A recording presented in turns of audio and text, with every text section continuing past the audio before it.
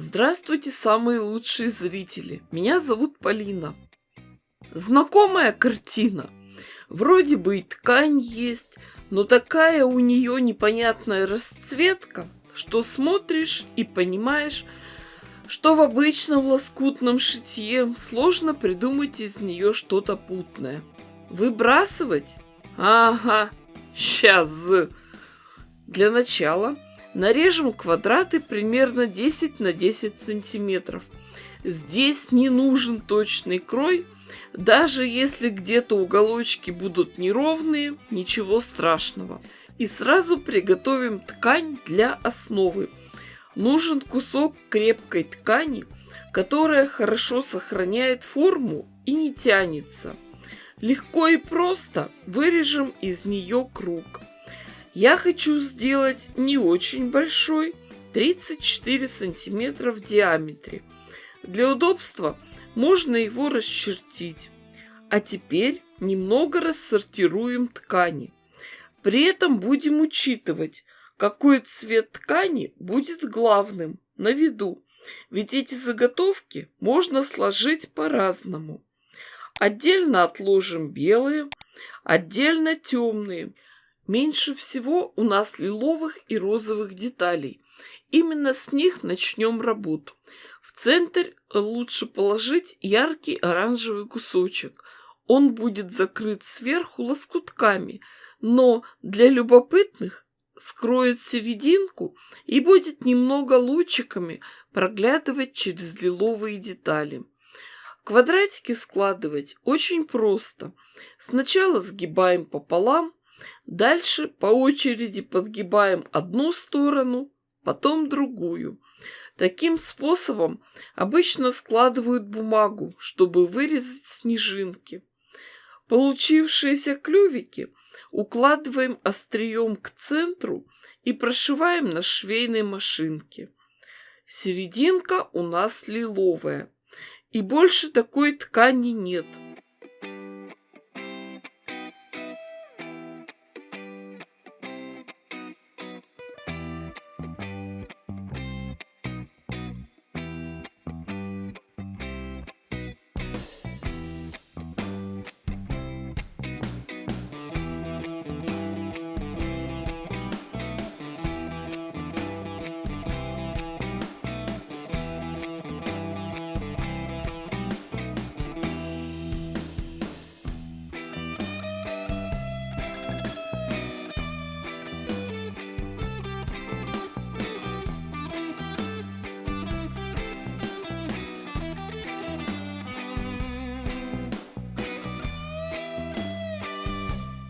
Вторым слоем переходим на розовые ткани. Даже если на лоскутке есть только небольшой кусочек розового, можно его развернуть так, чтобы нужный цвет был сверху. Розовый закончился, переходим к белому. Конечно, я смотрю на те лоскутки, которые есть в моем распоряжении. У вас могут быть совсем другие ткани, и укладывать вы их будете так, как вам захочется. Здесь есть что-то от магии. Кто же знает, какой именно цвет ляжет под руку.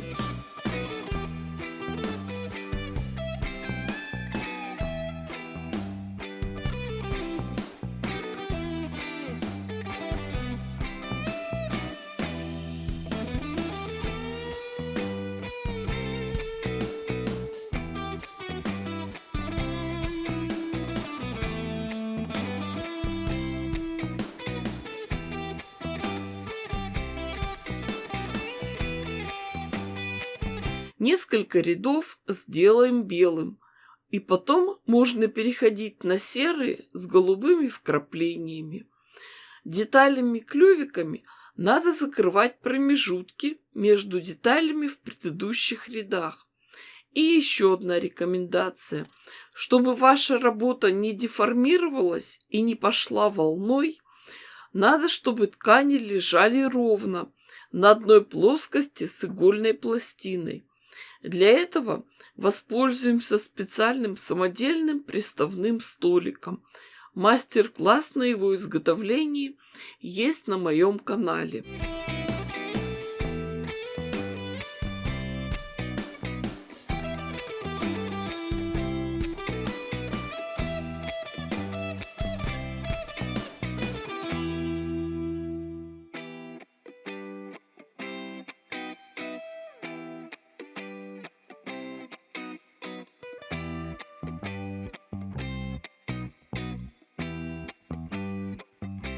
От серо-голубого цвета постепенно переходим к более насыщенному синему.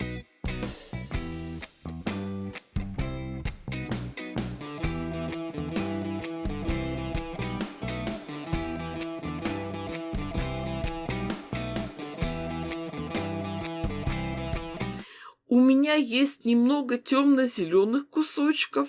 Будем считать, что это листочки. Они будут с края.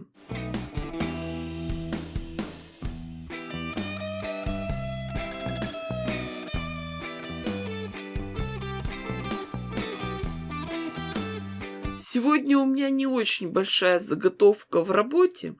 Можно уже приступать к завершению. Последние ряды будут совсем темно-зеленые, серые и черные. Пусть будет так, как рамка у картины.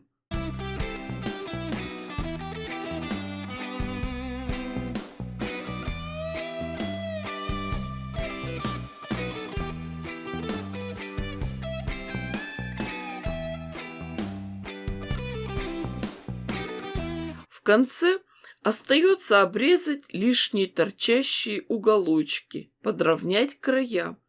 Работайте осторожно, ведь очень много слоев ткани. А завершающий этап – сделать окантовку. Здесь у нас круг. Возьмем косую бейку, полоску ткани шириной 4 см, выкроенную под углом 45 градусов. Пришивать ее просто.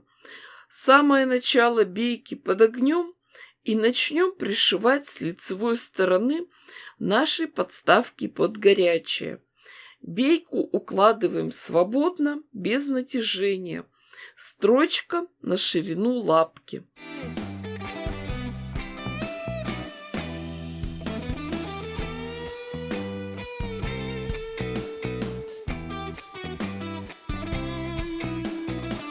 После этого свободный край бейки отгибаем на изнаночную сторону, дважды подгибаем и прокладываем строчку по лицевой стороне.